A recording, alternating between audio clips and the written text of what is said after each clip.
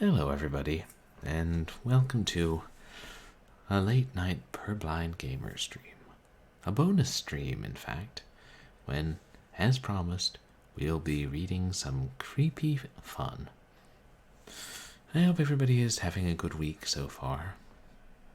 It's been terribly rainy over here, which never happens in Southern California. But it happens this week. I'm just happy because I took the bus home after work tonight, and right as I got home, like within 30 seconds of me coming inside, it started to come down again. And then within another 90 seconds, it was really pouring down, a cloudburst. And then it was over again after 10 minutes. Yeah, whoever's controlling the weather here, they either can't make up their mind or they have a deranged sense of humor. But, yeah. I like the rain, though. Makes me think of home, and I wish we got more of it here. And I think the environment does too. As promised, tonight I'll be continuing The King in Yellow, which is... Oh, and you know, since I'm going to be reading, I should put up a message. When is it? No.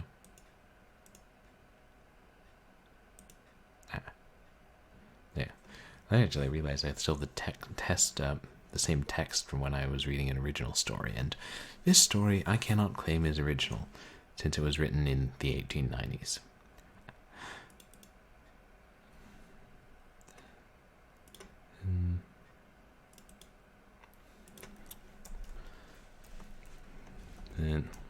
And thank you to everybody who came out to my last couple streams. And I'm sorry I missed the Saturday stream.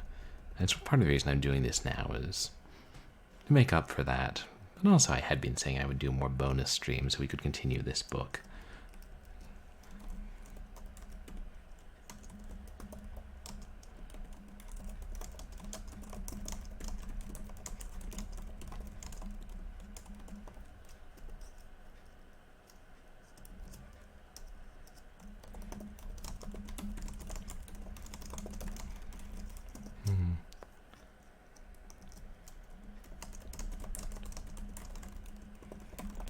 I format that to be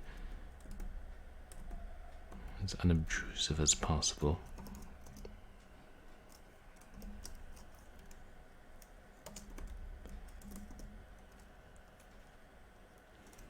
Yeah, that looks good. And hey, Dragon of the West, welcome in. How are you doing tonight? And then how are you, Stalk? Good to have you all here. Yeah. That was mostly over my congestion, but it's coming back a little bit. Maybe it will never completely leave me. Maybe it never has completely left me. I don't know.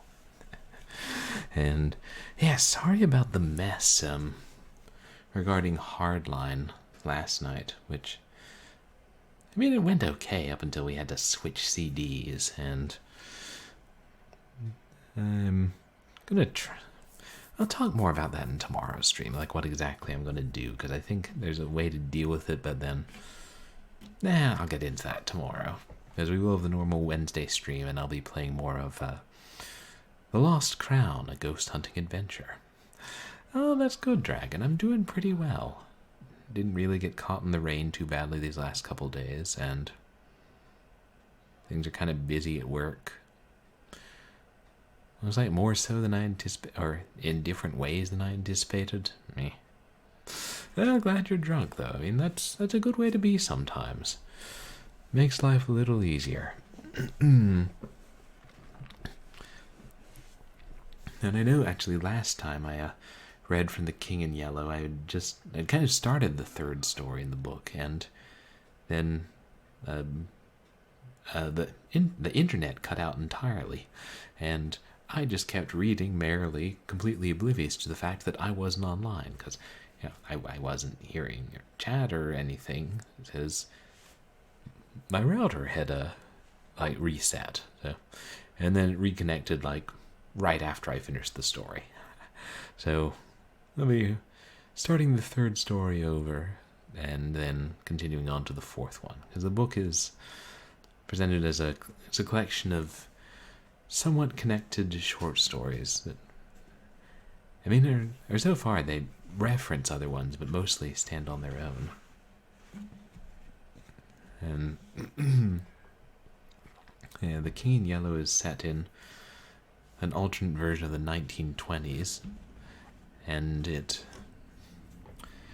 the stories are all linked by the presence of this play called The King in Yellow, which sometimes drives characters mad and is unspeakably horrible and refers to some sort of powerful, like, otherworldly entity, almost godlike and perhaps menacing.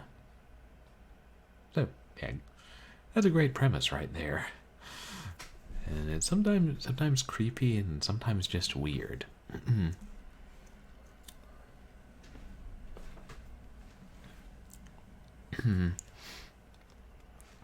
And we'll go ahead and start.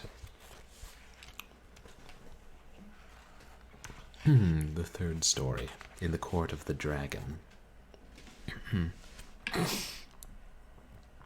I will try to take as few water breaks as possible.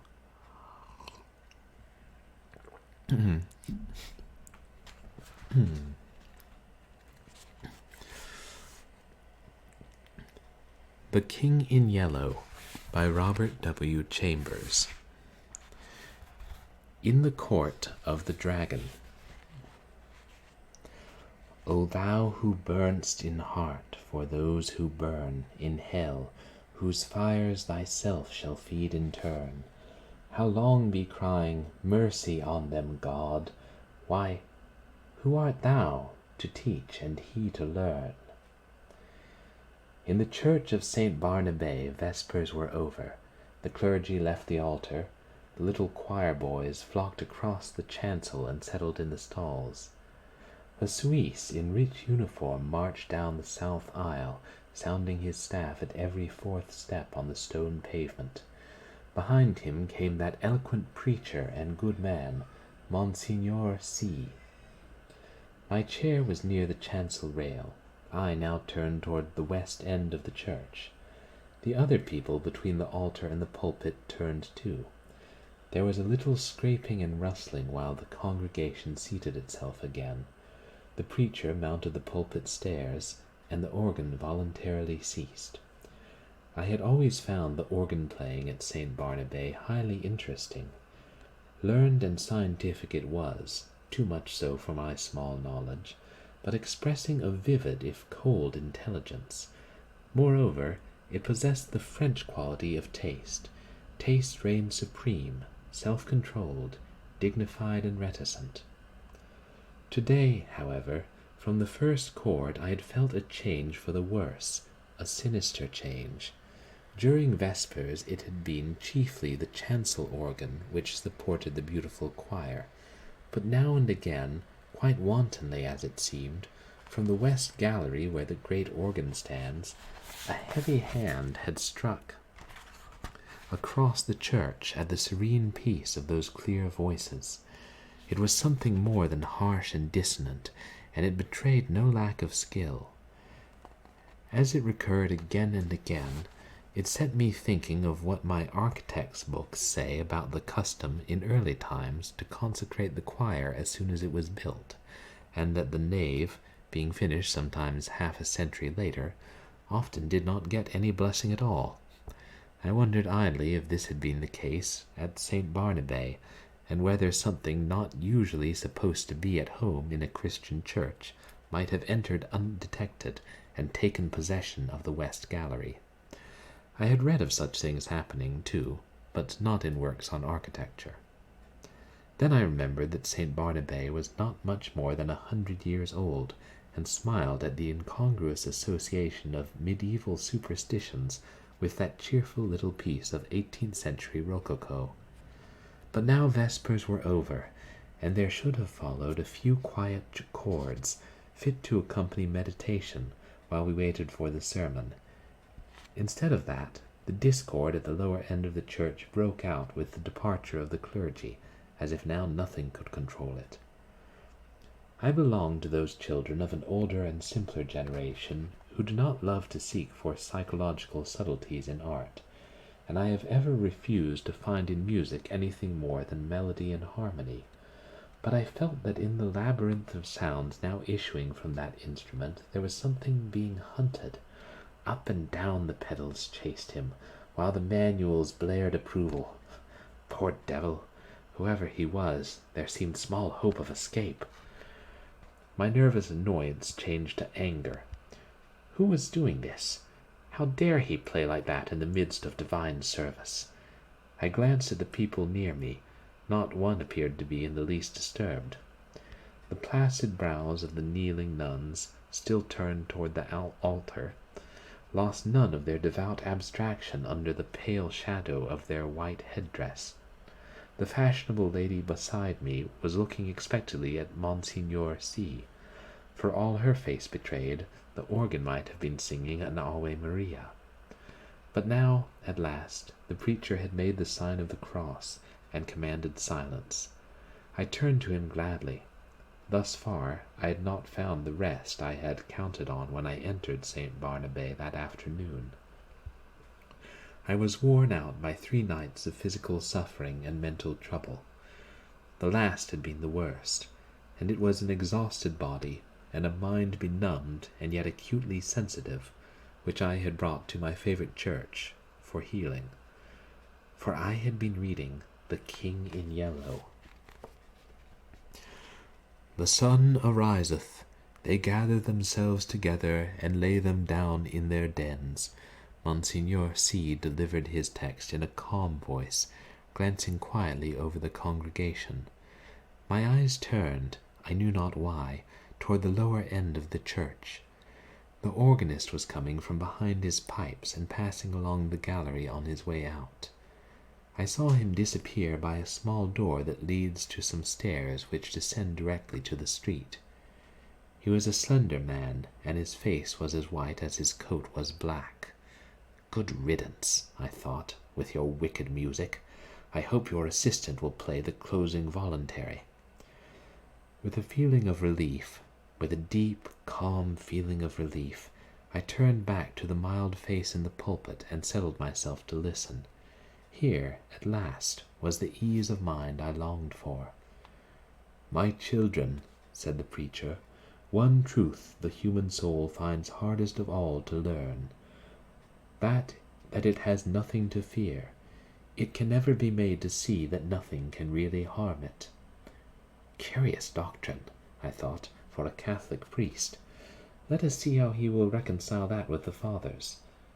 Nothing can really harm the soul, he went on, in his coolest, clearest tones, because— But I never heard the rest. My eye left his face. I knew not for what reason, and sought the lower end of the church. The same man was coming out from behind the organ, and was passing along the gallery the same way. But there had not been time for him to return, and if he had returned, I must have seen him. I felt a faint chill, and my heart sank, and yet his going and coming were no affair of mine. I looked at him. I could not look away from his black figure and his white face. When he was exactly opposite to me, he turned and sent across the church straight into my eyes a look of hate, intense and deadly. I have never seen any other like it. Would to God I might never see it again. Then he disappeared by the same door through which I had watched him depart less than 60 seconds before. I sat and tried to collect my thoughts. My first sensation was like that of a very young child badly hurt, when it catches its breath before crying out.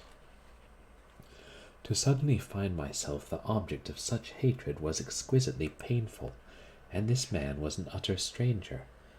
Why should he hate me so? Me, whom he had never seen before? For the moment all other sensation was merged in this one pang.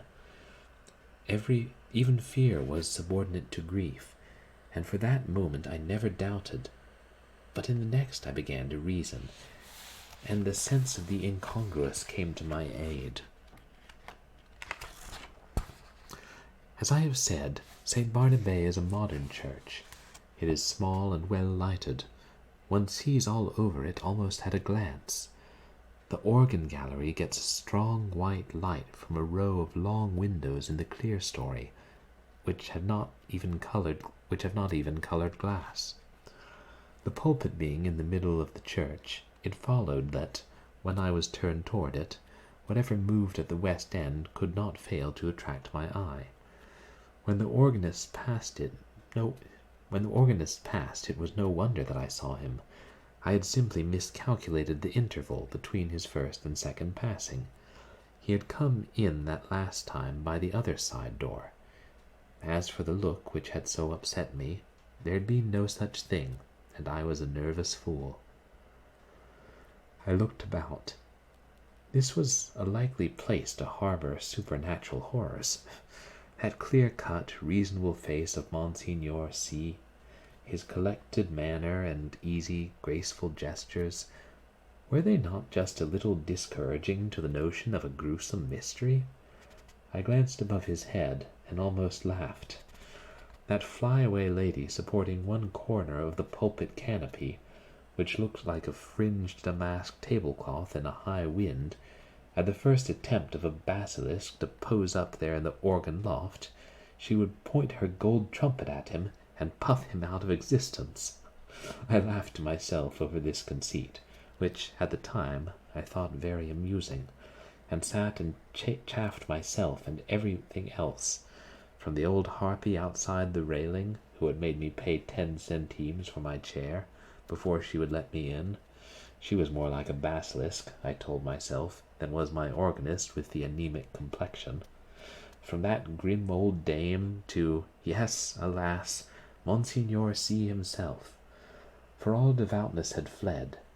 I had never yet done such a thing in my life, but now I felt a desire to mock. As for the sermon, I could not hear a word of it for the jingle in my ears of, "The skirts of St. Paul has reached, having preached us those 6 Lent lectures, yes, more unctuous than he ever preached, keeping time to the most fantastic and irrelevant thoughts."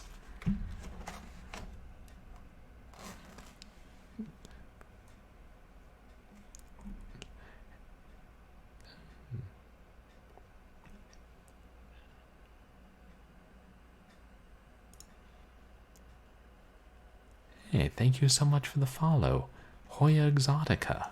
I really appreciate it. Welcome to the community.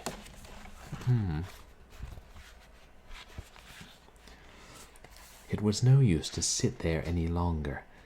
I must get out of doors and shake myself free from this hateful mood. I knew the rudeness I was committing, but still I rose and left the church. A spring sun was shining on the Rue Saint-Honore as I ran down the church steps. On one corner stood a barrow full of yellow jonquils, pale violets from the Riviera, dark Russian violets, and white Roman hyacinths in a golden cloud of mimosa. The street was full of Sunday pleasure seekers. I swung my cane and laughed with the rest. Someone overtook and passed me. He never turned, but there was the same deadly malignity in his white profile that there had been in his eyes. I watched him as long as I could see him. His lithe back expressed the same menace. Every step that carried him away from me seemed to bear him on some errand connected with my destruction.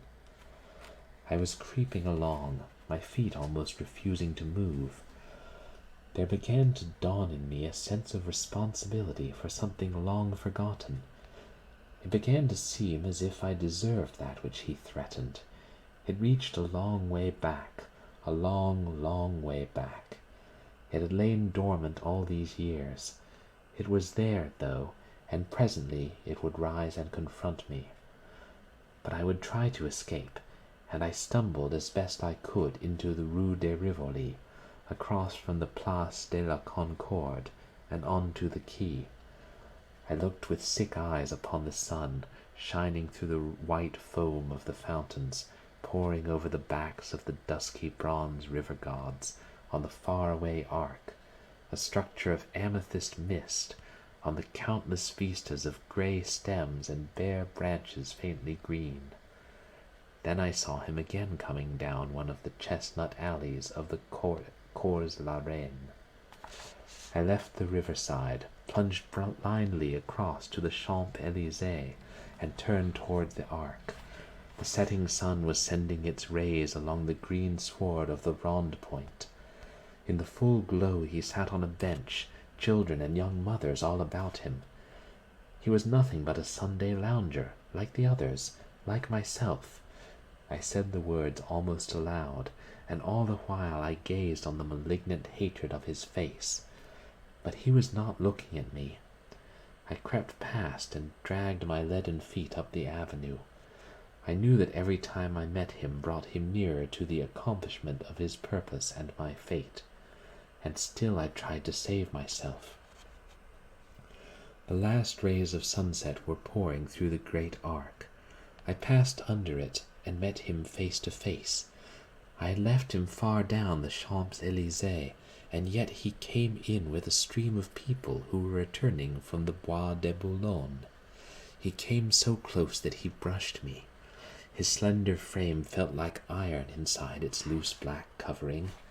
He showed no signs of haste, nor of fatigue, nor of any human feeling.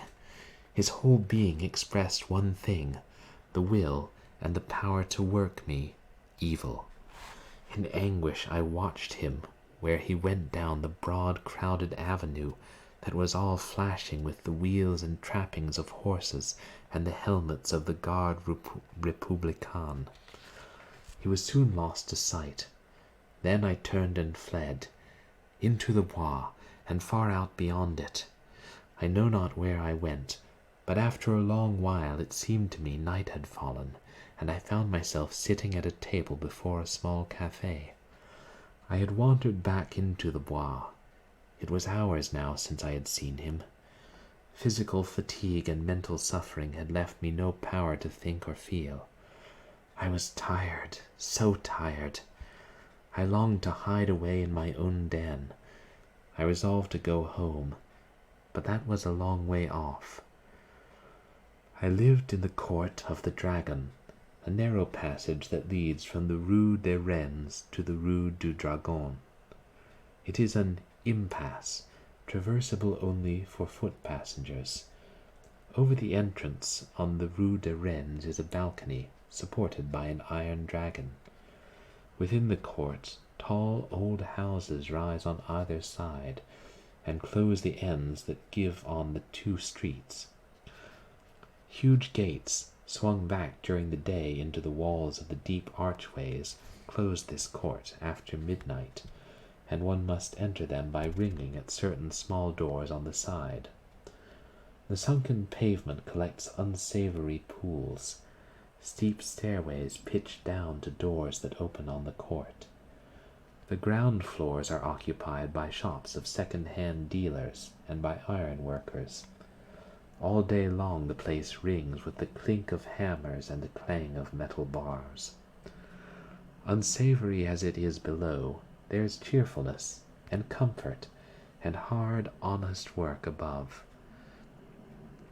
5 flights up are the ateliers of architects and painters, and the hiding places of middle-aged students like myself who want to live alone. When I first came here to live, I was young and not alone. I had to walk a while before any conveyance appeared, but at last, when I had almost reached the Arc de Triomphe again, an empty cab came along, and I took it. From the Arc to the Rue des Rennes is a drive of more than half an hour, especially when one is conveyed by a tired cab-horse that has been at the mercy of Sunday fete-makers. There had been time before I passed under the dragon's wings to meet my enemy over and over again, but I never saw him once, and now refuge was close at hand.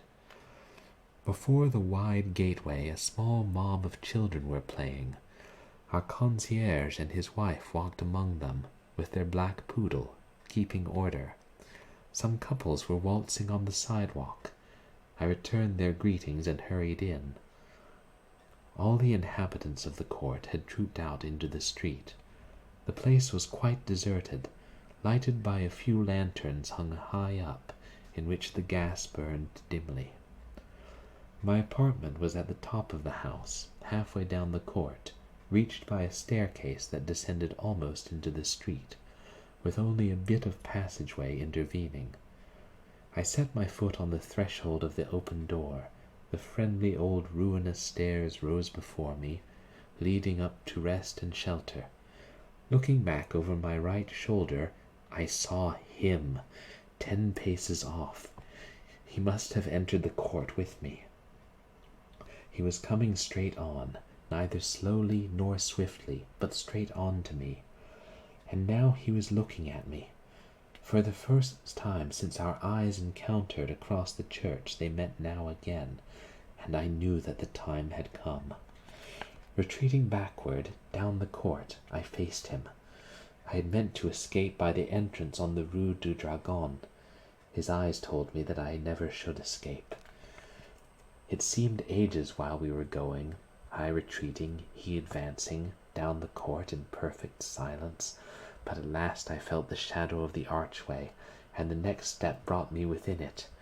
I had meant to turn here and spring through into the street, but the shadow was not that of an archway, it was that of a vault. The great doors on the Rue du Dragon were closed. I felt by the blackness which surrounded me, and at the same instant I read it in his face. How his face gleamed in the darkness, drawing swiftly nearer. The dark vaults, the huge closed doors, their cold iron clamps were all on his side. The thing which he had threatened had arrived. It gathered and bore down on me from the fathomless shadows. The point from which it would strike was his infernal eyes. Hopeless, I set my back against the barred doors and defied him. There was a scraping of chairs on the stone floor, and a rustling as the congregation rose. I could hear the Suisse's staff at the south aisle, preceding Monsignor C. to the sacristy. The kneeling nuns, roused from their devout abstraction, made their reverence and went away. The fashionable lady, my neighbor, rose also, with graceful reserve. As she departed, her glance just flitted over my face in disapproval. Half dead, or so it seemed to me, yet intensely alive to every trifle, I sat among the leisurely moving crowd, then rose too and went toward the door. I had slept through the sermon. Had I slept through the sermon? I looked up and saw him passing along the gallery to his place. Only his side I saw. The thin, bent arm in its black covering looked like one of those devilish, nameless instruments which lie in the disused torture chambers of medieval castles. But I had escaped him, though his eyes had said I should not. Had I escaped him? That which gave him the power over me came back out of oblivion, where I had hoped to keep it. For I knew him now. Death and the awful abode of lost souls, whither my weakness long ago had sent him. They had changed him for every other eye, but not for mine. I had recognized him almost from the first. I had never doubted what he had come to do, and now I knew, while my body sat safe in the cheerful little church, he had been hunting my soul in the court of the dragon. I crept to the door. The organ broke out overhead with a blare. A dazzling light filled the church, blotting the altar from my eyes. The people faded away. The arches, the vaulted roof vanished. I raised my seared eyes to the fathomless glare, and I saw the black stars hanging in the heavens, and the wet winds from the lake of Hali chilled my face. And now, far away, over leagues of tossing cloud waves, I saw the moon dripping with spray, and beyond, the towers of Carcosa rose behind the moon. Death and the awful abode of lost souls, whither my weakness long ago had sent him, had changed him for every other eye but mine. and now I heard his voice, rising, swelling, thundering through the flaring light, and as I fell, the radiance increasing, poured over me in waves of flame. Then I sank into the depths, and I heard the King in Yellow whispering to my soul, "It is a fearful thing to fall into the hands of the living God." The end.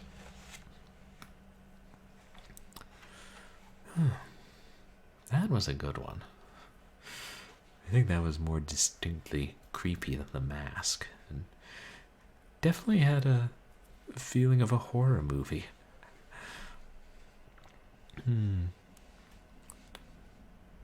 They're so weird and strange, but that's what makes this book so appealing. Hey, Cringe Defender, welcome in. I'm doing okay, thanks. How are you doing tonight? Oh, and thank you guys for the contributions to the community challenge. Oh, thank you for sending Hoya over, Dragon of the West. Good to have you here, Hoya, if you're still about. Oh, I'm so glad you guys like these reading streams. I know they're different from what I normally do. I mean, I normally do games, but I enjoy them, especially if, it's a good book, and a book that you won't necessarily hear or read as often, and especially horror. So I enjoy it. Enjoy reading, and I wouldn't mind doing audiobooks. So I think I would also need a fair bit of practice. I know I always stumble over more words than I want to, but I don't know. For my streams, I just try and keep going. I'm wondering how much more in the future stories we're going to find out about the King in Yellow and both the play and the entity. It seems like he can reveal a little more while still keeping it terrifying by how little it's explained. I think I'll read one more story tonight. This one's a little longer. Most of them are longer. That one, I think, was an unusually short one. Excuse me.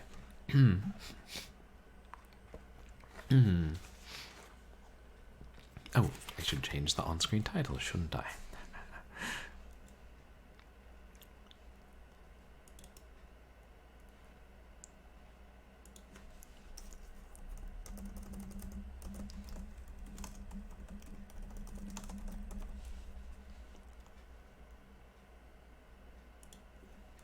The yellow sign.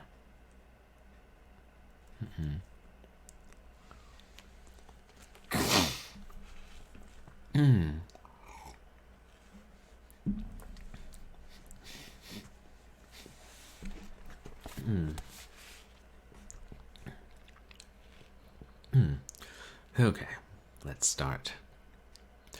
The King in Yellow by Robert W. Chambers. The Yellow Sign.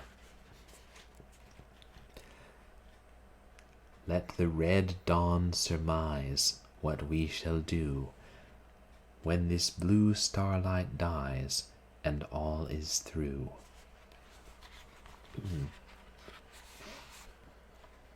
1. There are so many things which are impossible to explain. Why should certain chords in music make me think of the brown and golden tints of autumn foliage? Why should the Mass of Saint Cecile bend my thoughts wandering among the caverns whose walls blaze with the ragged masses of virgin silver?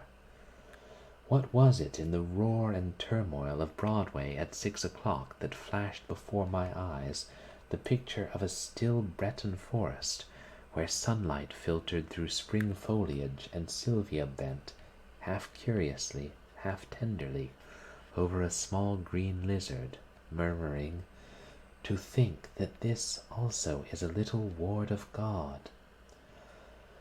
When I first saw the watchman, his back was toward me, I looked at him indifferently until he went into the church. I paid no more attention to him than I had to any other man who lounged through Washington Square that morning, and when I shut my window and turned back into my studio, I had forgotten him.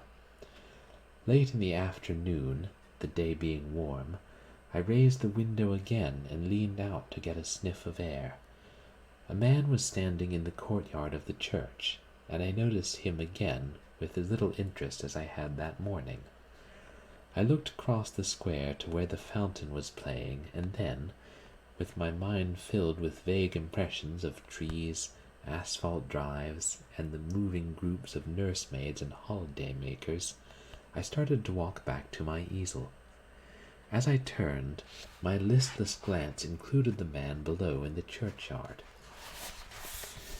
His face was toward me now, and with a perfectly involuntary movement I bent to see it. At the same moment he raised his head and looked at me. Instantly I thought of a coffin worm. Whatever it was about the man that repelled me I did not know, but the impression of a plump white grave worm was so intense and nauseating that I must have shown it in my expression, for he turned his puffy face away with a movement which made me think of a disturbed grub in a chestnut. I went back to my easel and motioned the model to resume her pose. After working a while, I was satisfied that I was spoiling what I had done as rapidly as possible, and I took up a palette knife and scraped the color out again. The flesh tones were sallow and unhealthy, and I did not understand how I could have painted such sickly color into a study which before that had glowed with healthy tones. I looked at Tessie. She had not changed, and the clear flush of health dyed her neck and cheeks as I frowned. "Is it something I've done?" she said. "No, I've made a mess of this arm, and for the life of me I can't see how I came to paint such mud as that into the canvas," I replied. "Don't I pose well?" she insisted. "Of course, perfectly." "Then it's not my fault." "No, it's my own." "I'm very sorry," she said. I told her she could rest while I applied rag and turpentine to the plague spot on my canvas, and she went off to smoke a cigarette and look over the illustrations in the Courrier Français. I did not know whether it was something in the turpentine or a defect in the canvas, but the more I scrubbed, the more that gangrene seemed to spread. I worked like a beaver to get it out, and yet the disease appeared to creep from limb to limb of the study before me. Alarmed, I strove to arrest it, but now the color on the breast changed, and the whole figure seemed to absorb the infection as a sponge soaks up water. Vigorously I plied palette knife, turpentine, and scraper, thinking all the time what a séance I should hold with Duval, who had sold me the canvas. But soon I noticed that it was not the canvas which was defective, nor yet the colors of Edward. "It must be the turpentine," I thought angrily, "or else my eyes have become so blurred and confused by the afternoon light that I can't see straight." I called Tessie, the model. She came and leaned over my chair, blowing rings of smoke into the air. "What have you been doing to it?" she exclaimed. "Nothing," I growled. "It must be this turpentine." "What a horrible color it is now," she continued. "Do you think my flesh resembles green cheese?" "No, I don't," I said angrily. "Did you ever know me to paint like that before?"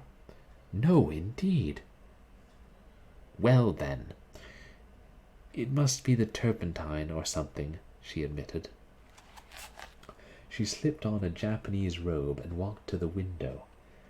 I scraped and rubbed until I was tired, and finally picked up my brushes and hurled them through the canvas with a forcible expression, the tone alone of which reached Tessie's ears. Nevertheless, she promptly began. "That's it. Swear and act silly and ruin your brushes. You have been 3 weeks on that study, and now look. What's the good of ripping the canvas? What creatures artists are!" I felt about as much ashamed as I usually did after such an outbreak, and I turned the ruined canvas to the wall. Tessie helped me clean my brushes and then danced away to dress.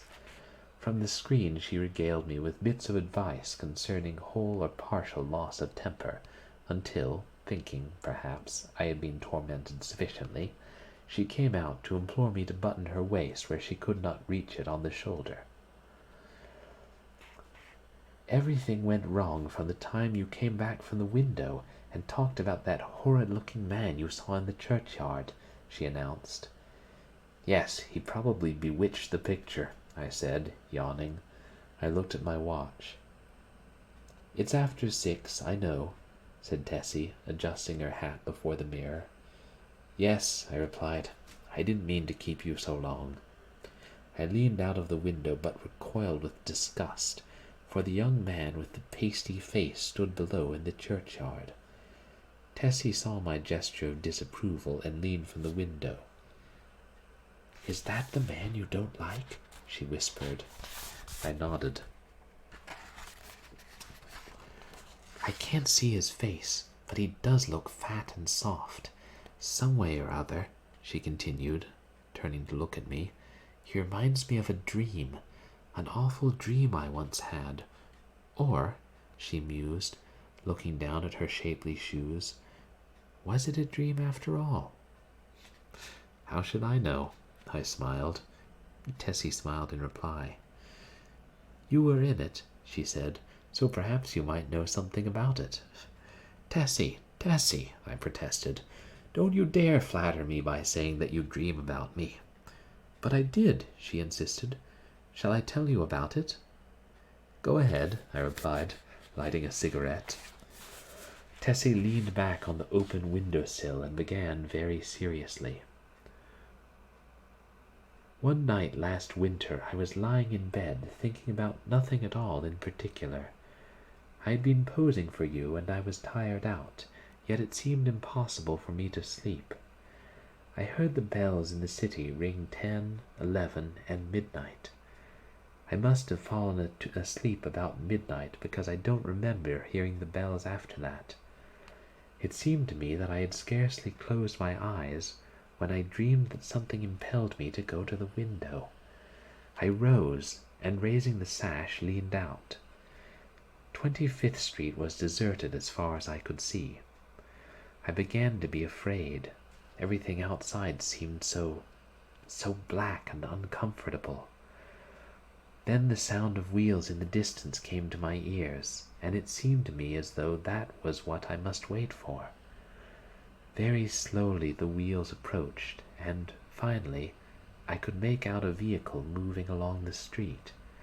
It came nearer and nearer, and when it passed beneath the window I saw it was a hearse. Then, as I trembled with fear, the driver turned and looked straight at me. When I awoke I was standing by the open window shivering with cold, but the black-plumed hearse and the driver were gone. I dreamed this dream again in March last, and again awoke beside the open window. Last night the dream came again. You remember how it was raining. When I awoke, standing at the open window, my nightdress was soaked. But where did I come into the dream? I asked. You were in the coffin, but you were not dead. In the coffin? Yes. How did you know? Could you see me? No, I only knew you were there.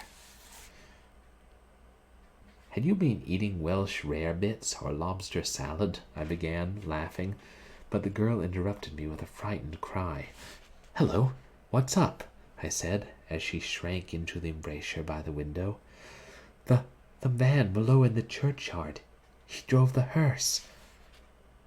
Nonsense, I said, but Tessie's eyes were wide with terror. I went to the window and looked out. The man was gone. Come, Tessie, I urged. Don't be foolish. You've posed too long. You're nervous. Do you think I could forget that face? She murmured. 3 times I saw the hearse pass below my window, and every time the driver turned and looked up at me. Oh, his face was so white and soft. It looked dead. It looked as if it had been dead a long time. I induced the girl to sit down and swallow a glass of marsala. Then I sat down beside her and tried to give her some advice. "Look here, Tessie," I said. "You go to the country for a week or two, and you'll have no more dreams about hearses. You pose all day, and when night comes your nerves are upset. You can't keep this up. Then again, instead of going to bed when your day's work is done, you run off to picnics at Sulzer's Park, or go to the El Dorado or Coney Island, and when you come down here next morning you are fagged out. There was no real hearse. There was a soft-shell crab dream." She smiled faintly. "What about the man in the churchyard?" "Oh, he's only an ordinary, unhealthy, everyday creature. As true as my name is Tessie Reardon, I swear to you, Mr. Scott, that the face of the man below in the churchyard is the face of the man who drove the hearse." "What of it?" I said. "It's an honest trade." "Then you think I did see the hearse?" "Oh," I said diplomatically, "if you really did, it might not be unlikely that the man below drove it. There is nothing in that." Tessie arose, unrolled her scented handkerchief, and taking a bit of gum from a knot in the hem, placed it in her mouth. Then, drawing on her gloves, she offered me her hand, with a frank "Good night, Mr. Scott," and walked out.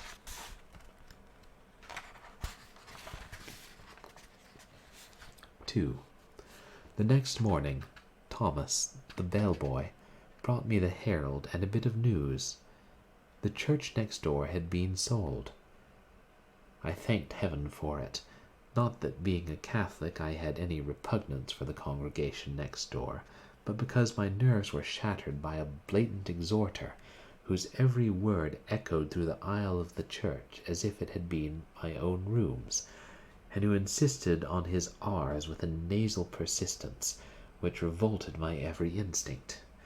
Then, too, there was a fiend in human shape, an organist, who reeled off some of the grand old hymns with an interpretation of his own, and I longed for the blood of a creature who could play the doxology with an amendment of minor chords which one hears only in a quartet of very young undergraduates. I believe the minister was a good man, but when he bellowed, "And the Lord said unto Moses, the Lord is a man of war, the Lord is his name, my wrath shall wax hot, and I will kill you with the sword," I wondered how many centuries of purgatory it would take to atone for such a sin. "Who bought the property?" I asked Thomas. "Nobody that I knows, sir. They do say the gent what owns this here Hamilton Flats was looking at it. He might be building more studios." I walked to the window. The young man with the unhealthy face stood by the churchyard gate, and at the mere sight of him the same overwhelming repugnance took possession of me. "By the way, Thomas," I said, "who is that fellow down there?" Thomas sniffed. "That there worm, sir. He's the night watchman of the church, sir.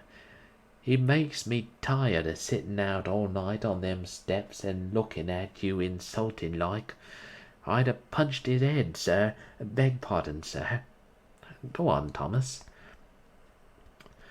"One night, a-coming home with Harry, the other English boy, I sees him a-sitting up there on them steps. We had Molly and Jen with us, sir, the two girls on the tray service, and he looked so insulting at us that I up and says, 'What you looking at, you fat slug?' Beg pardon, sir, but that's how I says, sir. Then he don't say nothing, and I says, 'Come out and I'll punch that pudding head.' Then I opens the gate and goes in, but he don't say nothing, only looks insulting like. Then I hits him one, but, ugh, his head was that cold and mushy it'd sicken you to touch him." "What did he do then?" I asked curiously. "Him? Nothing." "And you, Thomas?" The young fellow flushed with embarrassment and smiled uneasily. "Mr. Scott, sir, I ain't no coward, and I can't make it out at all why I run. I was in the 5th Lancers, sir, at Bulger at Tel El Kabir, and was shot by the whales." "You don't mean to say you ran away?" "Yes, sir, I ran." "Why?" "That's just what I want to know, sir. I grabbed Molly and run, and the rest was as frightened as I." "But what were they frightened at?" Thomas refused to answer for a while, but now my curiosity was aroused about the repulsive young man below, and I pressed him. 3 years' sojourn in America had not only modified Thomas's Cockney dialect, but had given him the American's fear of ridicule. "You won't believe me, Mr. Scott, sir?" "Yes, I will." "You will laugh at me, sir?" "Nonsense." He hesitated. "Well, sir, it's God's truth that when I hit him he grabbed me wrist, sir, and when I twisted his soft, mushy fist out of his one of his fingers come off in me hand."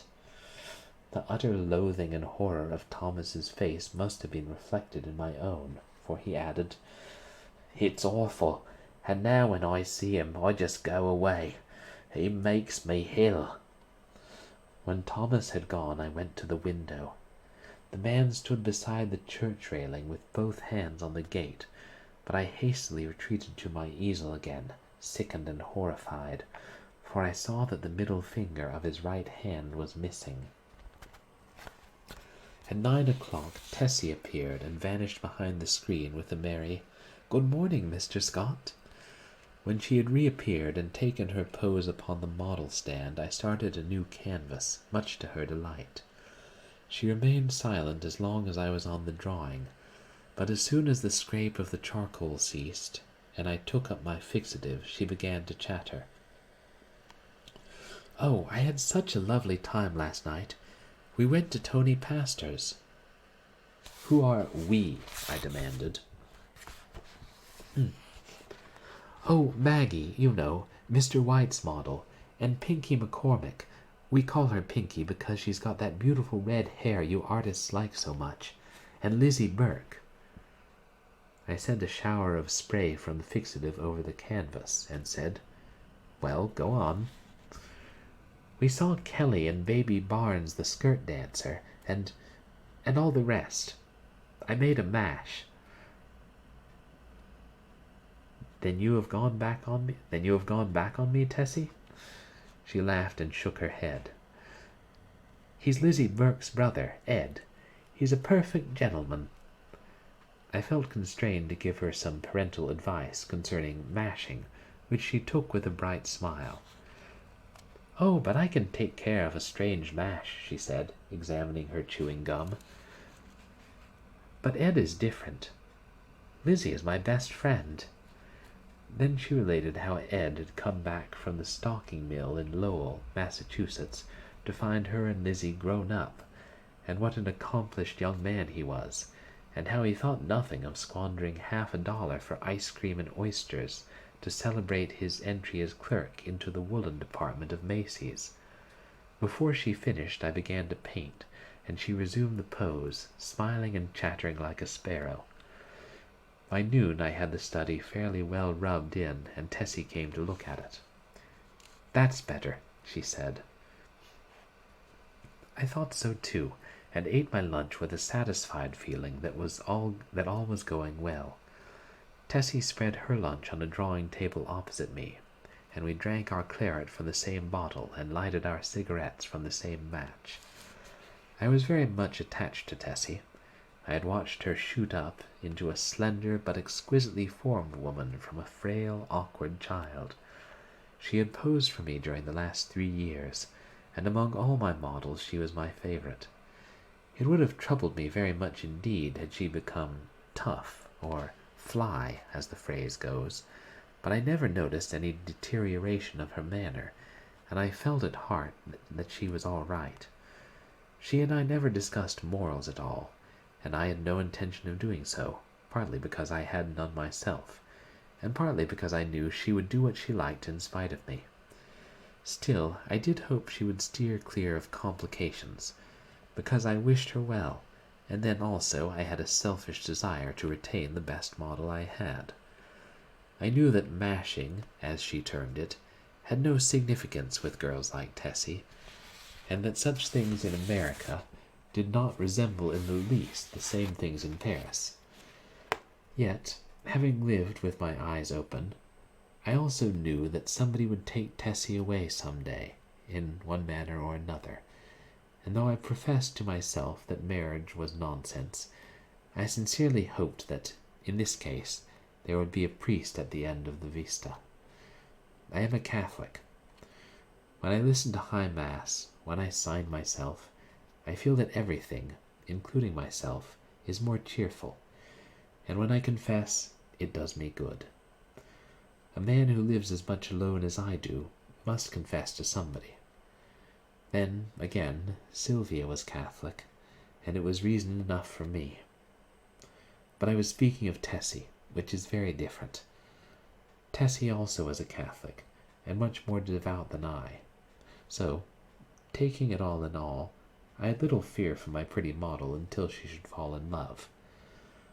But then I knew that fate alone would decide her future for her, and I prayed inwardly that fate would keep her away from men like me, and throw into her path nothing but Ed Burkes and Jimmy McCormicks. Bless her sweet face. Tessie sat blowing rings of smoke up to the ceiling and tinkling the ice in her tumbler. "Do you know that I also had a dream last night?" I observed. "Not about that man," she laughed. "Exactly. A dream similar to yours, only much worse." It was foolish and thoughtless of me to say this, but you know how little tact the average painter has. "I must have fallen asleep about 10 o'clock, I continued, and after a while I dreamt that I awoke. So plainly did I hear the midnight bells, the wind in the tree branches, and the whistle of steamers from the bay, that even now I can scarcely believe I was not awake. I seemed to be lying in a box which had a glass cover. Dimly I saw the street lamps as I passed. For I must tell you, Tessie, the box in which I reclined appeared to lie in a cushioned wagon, which jolted me over a stony pavement. After a while I became impatient and tried to move, but the box was too narrow.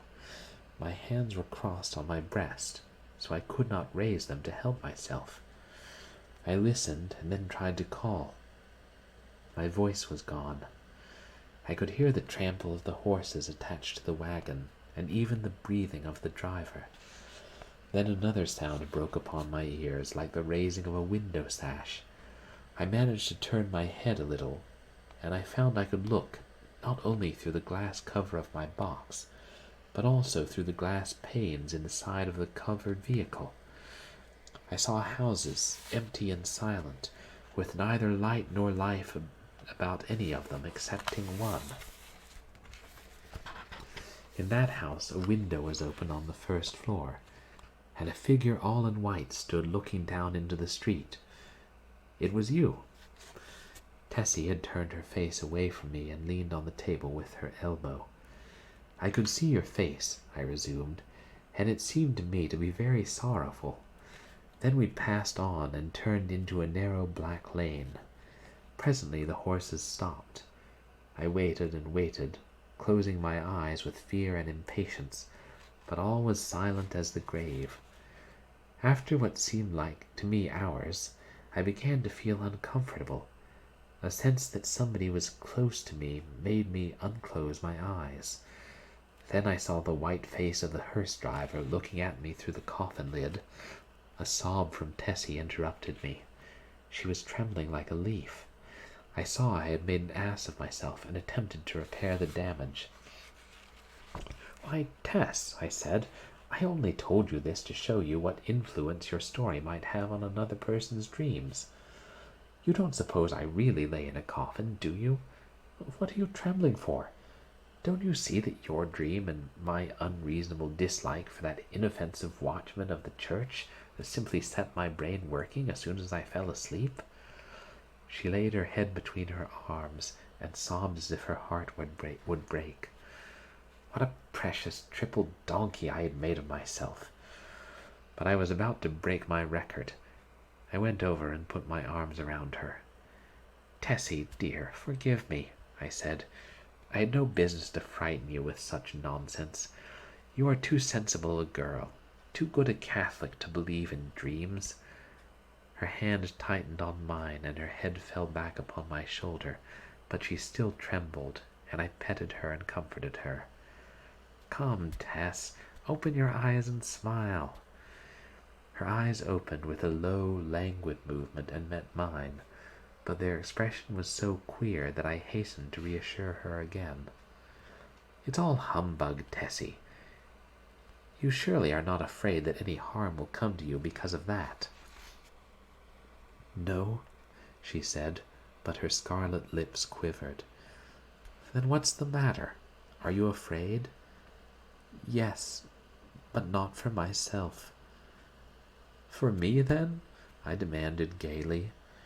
"For you," she murmured in a voice almost inaudible. I care for you."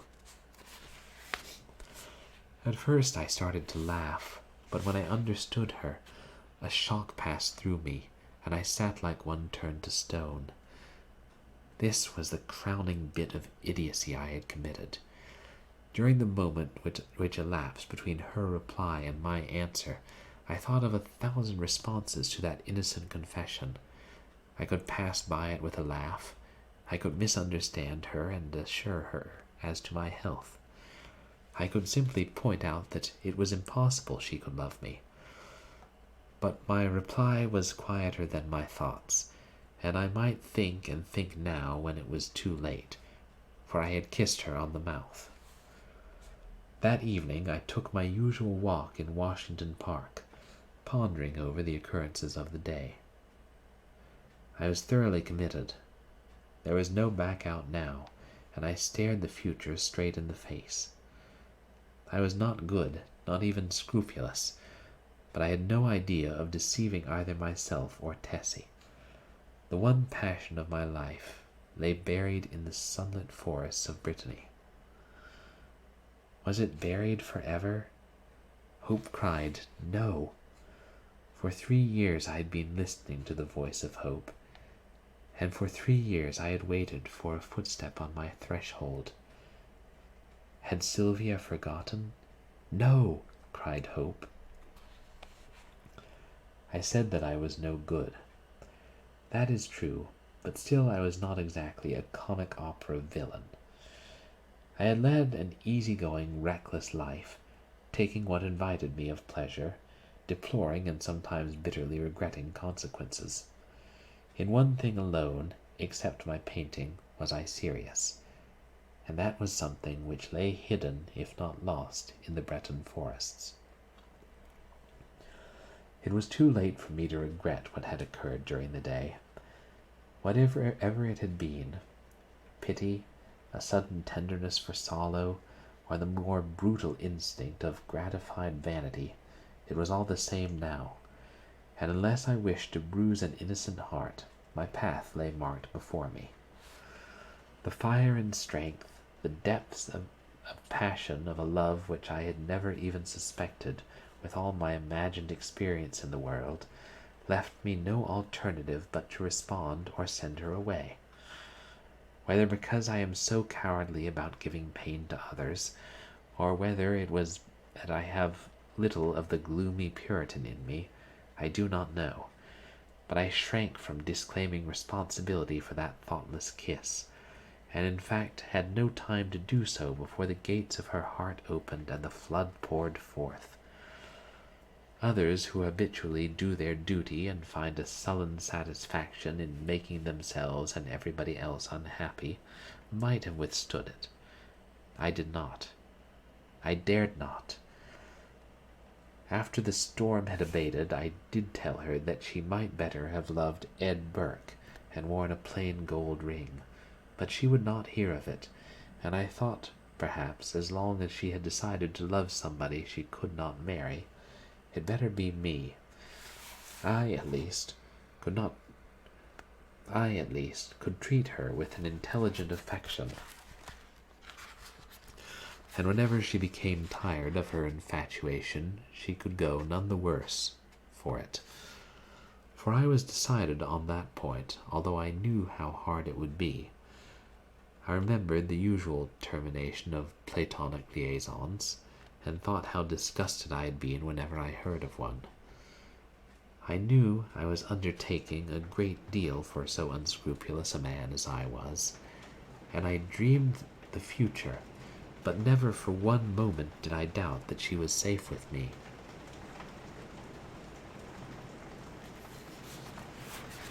Had it been anybody but Tessie, I should not have bothered my head about scruples, for it did not occur to me to sacrifice Tessie as I would have sacrificed a woman of the world. I looked the future squarely in the face and saw the several probable endings to the affair. She would either tire of the whole thing, or become so unhappy that I should have either to marry her or go away. If I married her, we would be unhappy. I with a wife unsuited to me, she with a husband unsuitable for any woman.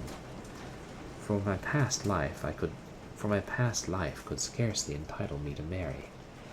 If I went away, she might either fall ill, recover, and marry some Eddie Burke, or she might recklessly or deliberately go and do something foolish. On the other hand, if she tired of me, then her whole life would be before her, with beautiful vistas of Eddie Burkes and marriage rings and twins and Harlem flats and heaven knows what. As I strolled along through the trees by the Washington Arch, I decided that she should find a substantial friend in me, anyway, and the future could take care of itself.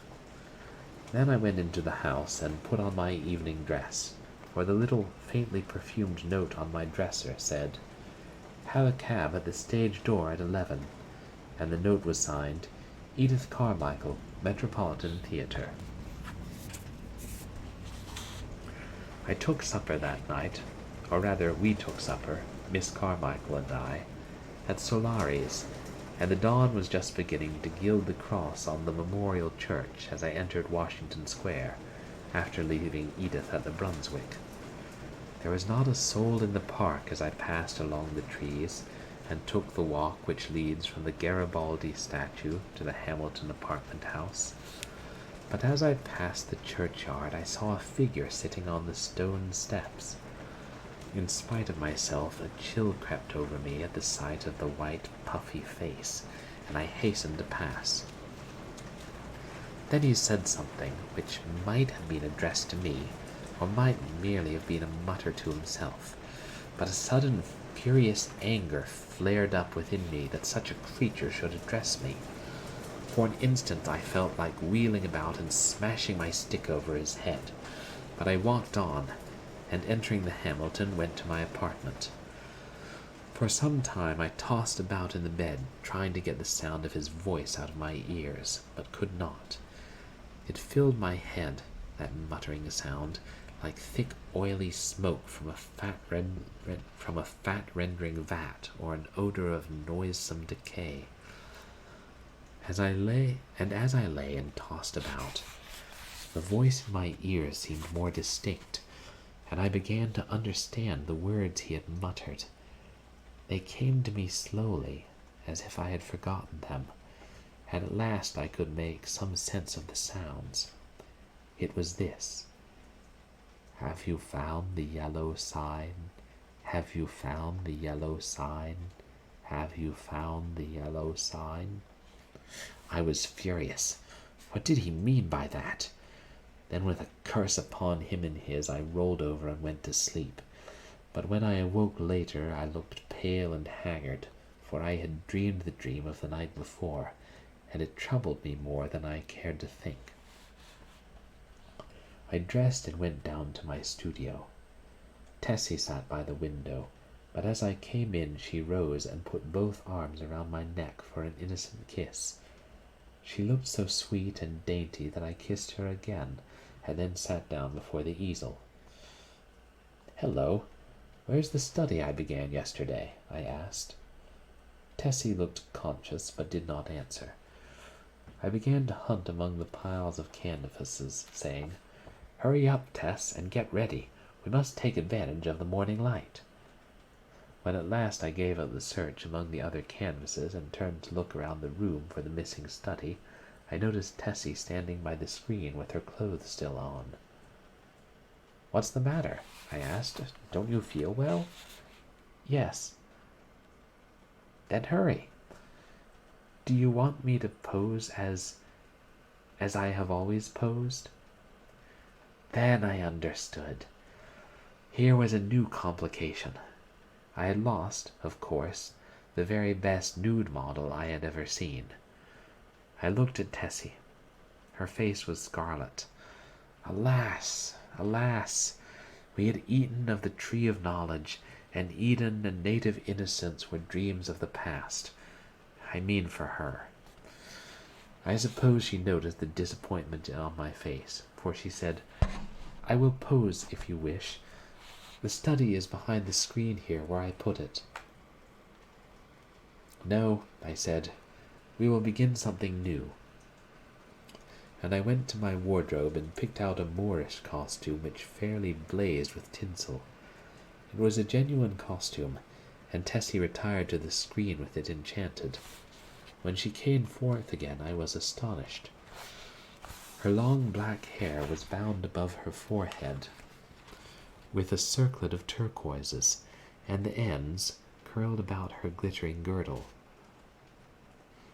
Her feet were encased in the embroidered pointed slippers, and the skirt of her costume, curiously wrought with arabesques in silver, fell to her ankles. Her feet were encased in the embroidered pointed slippers, and the skirt of her costume, curiously wrought with arabesques in silver, fell to her ankles. The deep metallic blue vest embroidered with silver, and the short Mauresque jacket, spangled and sewn with turquoises, became her wonderfully. She came up to me and held up her face smiling. I slipped my hand into my pocket, and, drawing out a gold chain with a cross attached, dropped it over her head. "It's yours, Tessie." "Mine?" she faltered. "Yours. Now go and pose." Then, with a radiant smile, she ran behind the screen and presently reappeared with a little box on which was written my name. "I had intended to give it to you when I went home tonight," she said, "but I can't wait now." I opened the box. On the pink cotton inside lay a clasp of black onyx, on which was inlaid a curious symbol or letter in gold. It was neither Arabic nor Chinese, nor, as I found afterwards, did it belong to any human script. "It's all I had to give you for a keepsake," she said timidly. I was annoyed, but I told her how much I should prize it, and promised to wear it always. She fastened it on my coat beneath the lapel. "How foolish, Tess, to go and buy me such a beautiful thing as this," I said. "I did not buy it," she laughed. "Where did you get it?" Then she told me how she had found it one day while coming from the aquarium to the Battery, how she had advertised it and watched the papers, but at last gave up all hopes of finding the owner. "That was last winter," she said, "the very day I had that first horrid dream about the hearse." I remembered my dream of the previous night, but said nothing, and presently my charcoal was flying over a new canvas, and Tessie stood motionless on the model stand.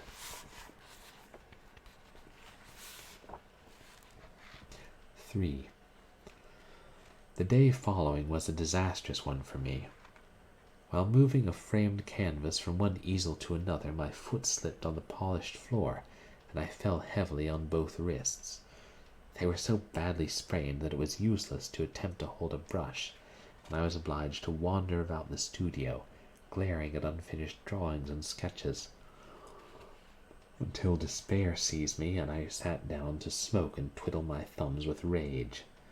The rain blew against the windows and rattled on the roof of the church, driving me into a nervous fit with its interminable patter.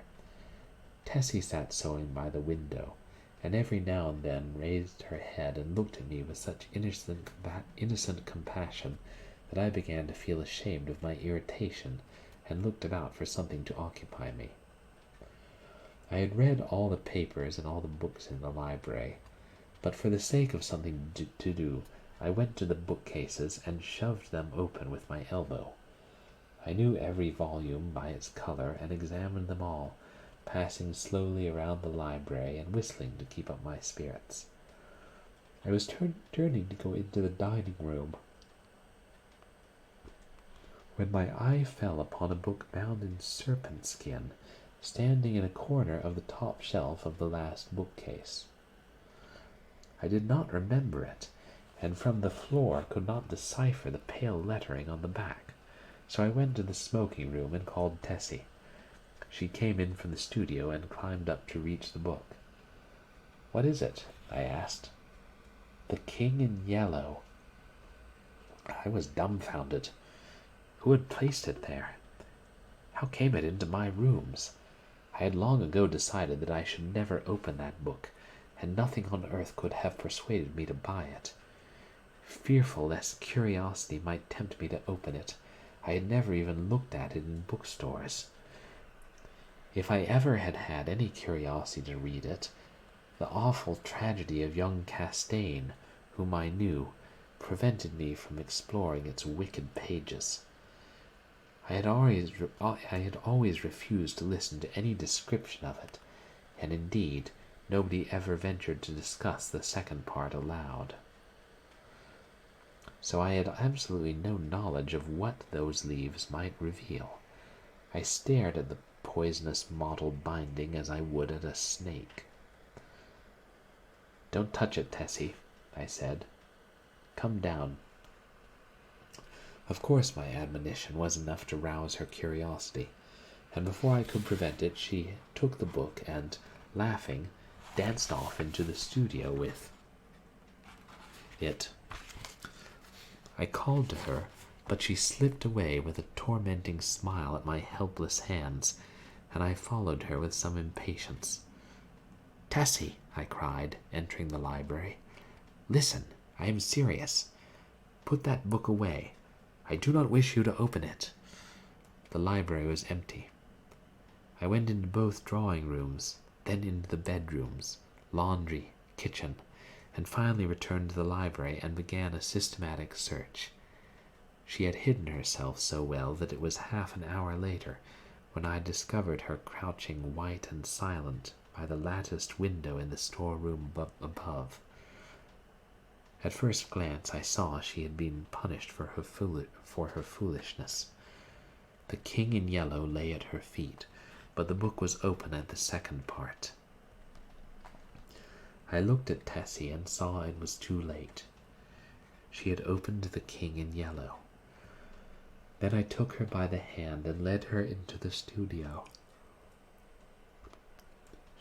She seemed dazed, and when I told her to lie down on the sofa, she obeyed me without a word. After a while she closed her eyes, and her breathing became regular and deep, but I could not determine whether or not she slept. For a long while I sat silently beside her, but she neither stirred nor spoke, and at last I rose, and, entering the unused storeroom, took the book in my least injured hand. It seemed heavy as lead, but I carried it into the studio again, and, sitting down on the rug beside the sofa, opened it and read it through from beginning to end. When, faint with excess of my emotions, I dropped the volume and leaned wearily back against the sofa, Tessie opened her eyes and looked at me. We had been speaking for some time in a dull, monotonous strain before I realized that we were discussing the King in Yellow. Oh, the sin of writing such words, words which are clear as crystal, limpid and musical as babbling springs, words which sparkle and glow like the poisoned diamonds of the Medicis. Oh, the wickedness, the hopeless damnation of a soul who could fascinate and paralyze human creatures with such words, words understood by the ignorant and wise alike, words which are more precious than jewels, more soothing than music, more awful than death. We talked on, unmindful of the gathering shadows, and she begging me to throw away the clasp of black onyx quaintly inlaid with what we now knew to be the yellow sign. I shall never know why I refused, though even at this hour, here in my bedroom as I write this confession, I should be glad to know what it was that prevented me from tearing the yellow sign from my breast and casting it into the fire. I am sure I wished to do so, and yet Tessie pleaded with me in vain. Night fell and the hours dragged on, but still we murmured to each other of the king and the pallid mask, and midnight sounded from the misty spires in the fog-wrapped city. We spoke of Hastur and of Casilda, while outside the fog rolled against the blank window panes as the cloud waves roll and break on the shores of Hali. The house was very silent now, and not a sound came up from the misty streets. Tessie lay among the cushions, her face a grey blot in the gloom, but her hands were clasped in mine, and I knew that she knew and read my thoughts as I read hers, for we had understood the mystery of the Hyades, and the phantom of truth was laid. Then, as we answered each other, swiftly, silently, thought on thought, the shadows stirred in the gloom about us, and far in the distant streets we heard a sound. Nearer and nearer it came, the dull crunching of wheels, nearer and yet nearer, and now, outside, before the door, it ceased, and I dragged myself to the window and saw a black-plumed hearse. The gate below opened and shut, and I crept shaking to my door and bolted it. But I knew no bolts, no locks, could keep that creature out who was coming for the yellow sign. And now I heard him moving very softly in the hall. Now he was at the door, and the bolts rotted at his touch. Now he had entered. With eyes starting from my head, I peered into the darkness, but when he came into the room I did not see him. It was only when I felt him envelop me in his cold, soft grasp that I cried out and struggled with deadly fury, but my hands were useless, and he tore the onyx clasp from my coat and struck me full in the face. Then, as I fell, I heard Tessie's soft cry, and her spirit fled. And even while falling, I longed to follow her, for I knew that the king in yellow had opened his tattered mantle, and there was only God to cry to now. I could tell more, but I cannot see what help it will be to the world. As for me, I am past human help or hope. As I lie here, writing, careless even whether or not I die before I finish, I can see the doctor gathering up his powders and phials with a vague gesture to the good priest beside me, which I understand. They will be very curious to know the tragedy, they of the outside world who write books and print millions of newspapers, but I shall write no more. and the Father Confessor will seal my last words with the seal of sanctity when his holy office is done. They of the outside world may send their creatures into wrecked homes and death-smitten firesides, and their newspapers will batten on blood and tears. But with me their spies must halt before the confessional. They know that Tessie is dead and that I am dying. They know how the people in the house, aroused by an infernal scream, rushed into my room and found one living and two dead. But they do not know what I shall tell them now.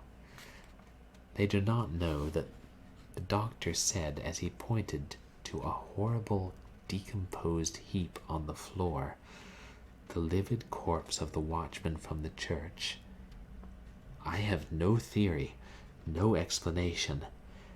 That man must have been dead for months. I think I am dying. I wish the priest would. The end.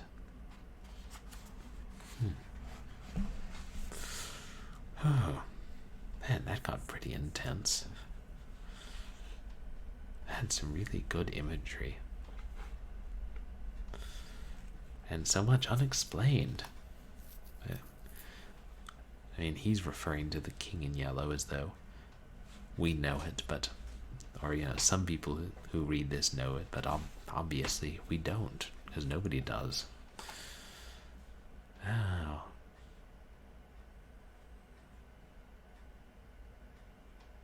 And him coming for the yellow sign, that reminds me of a couple of other ghost stories.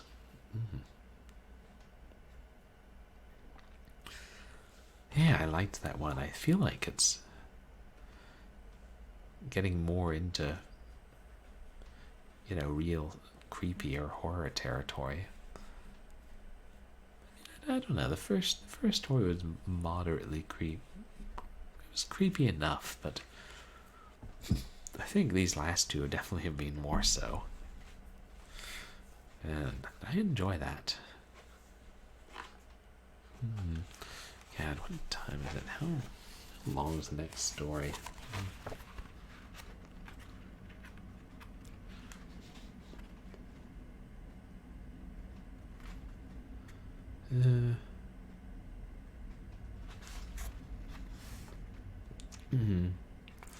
Kind of tempted to read one more story.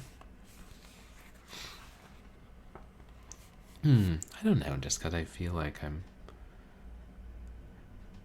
wouldn't say on a roll, but I'm enjoying it quite a bit.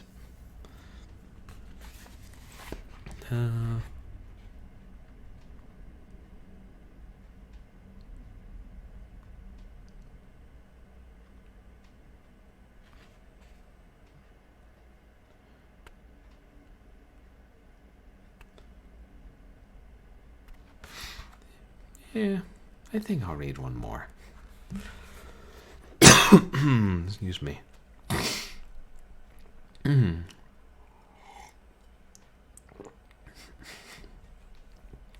it's not too long. Probably it will only take another 20 minutes. I really like this large print edition of the book. It was published in 2014 at Large Print Treasury. And it's soft cover, so not as sturdy as hardback books, but I don't know. It's a nice, easy read. You can see the print size. It's not terribly big for large print, but big enough for my purposes.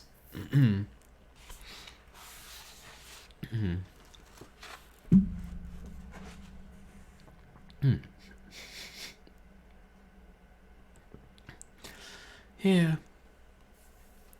I'm feeling like I can go a bit longer, so let's go ahead and do the next story.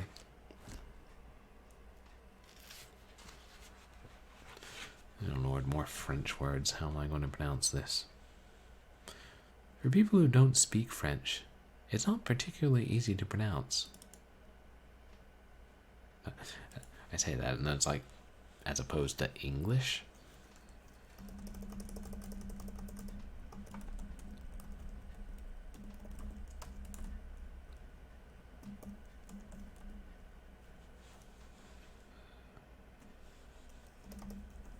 Am I spelling that right? No.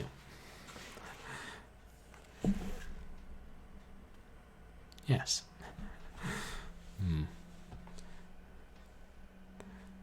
Anybody who speaks French in chat, can you guys identify, is that a real term, or is that something made up? I don't know, maybe. I kind of feel like the writer presupposes a reasonable amount of knowledge of French. I'm not certain. I know that's something you run into a fair amount in older books. Yeah, 1890s. It's a pretty good chance.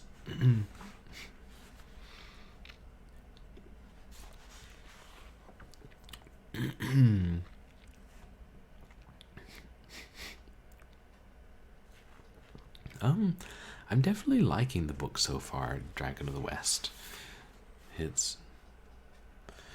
I think, yeah, some stories are creepier than others, but they've all been good and, like, well written and strange and, you know, kind of telling you facts as though you would, you know, sometimes telling you facts as though you would know them when they may or may not be real. And yeah, the first one kind of gave us built up the world and, yeah, the series of events that led to the 1920s society and the wars and things, which quite different from what really happened. But yeah, I'm definitely enjoying this book, and I can, you know, I can see little bits of how this influenced later work, and wonder to what degree it was being really original and versus drawing on other things. The hearse driver kind of reminds me of an old story. I guess you'd call it a folk story. Not one for one, but kind of reminds me of it. That then became or was adapted for the first story segment in the horror movie Dead of Night, which is an excellent portmanteau horror film.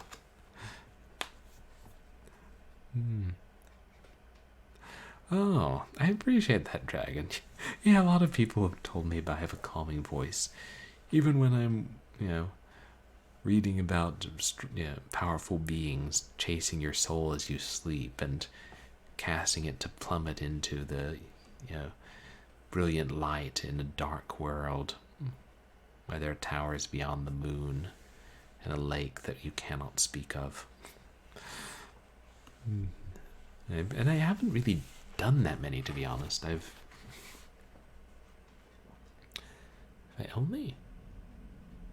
I think I've only really done like the two, like, Halloween specials where I do original horror stories, and then this is my third stream of The King in Yellow. I don't know.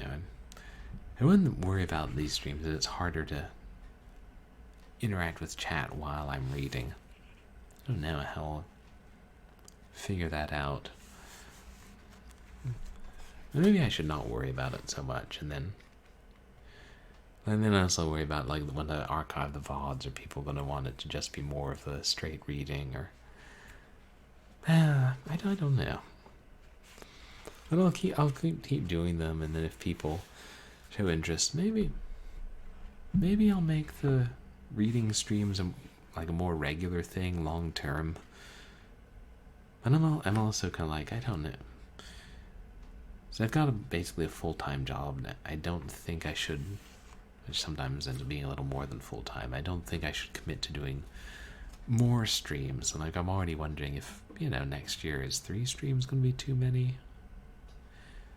Would 4 streams every week or every second or third week be too much? I don't know. I'll figure it out. I don't know what I would read after The King in Yellow. I figure I should stick to public domain stuff. Yeah, less likely to get in trouble for that.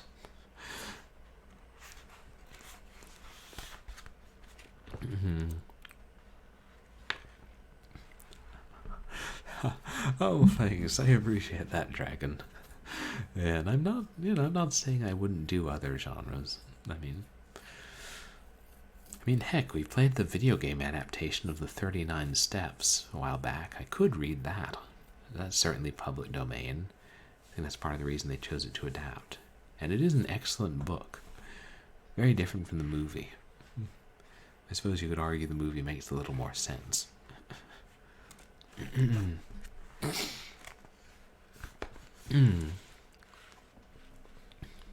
Okay. I love how the rain, or it might have even been hail, cut in for a little while in that story. I don't know if you guys could hear it, because, yeah, sometimes we'll get bursts of hail in California after no rain for long periods. I don't even. Yeah. Why? What madness of the weather. Oh, yeah, can I show the book? It's pretty big. And then the text is. Oops. And that, so. Large print, but not as big as some large print books I've seen, are they? Oh, I don't know, maybe just the format with the big pages makes it look smaller. Yeah, the trend seems to be most large print books are small, like more the size of normal hardcover books. And it was like, and like this size is more like how the older large print books would be. Like the big hardbacks, this size are a little bigger. Yeah, it's wonderfully convenient. I'm so appreciated that they're reprinting these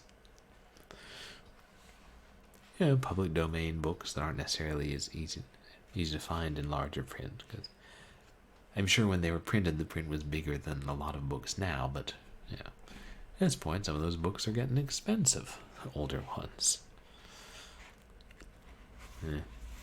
It is a nice thing. Like, it tends to be like a lot of books from the first half of the 20th century that aren't trade paperbacks would be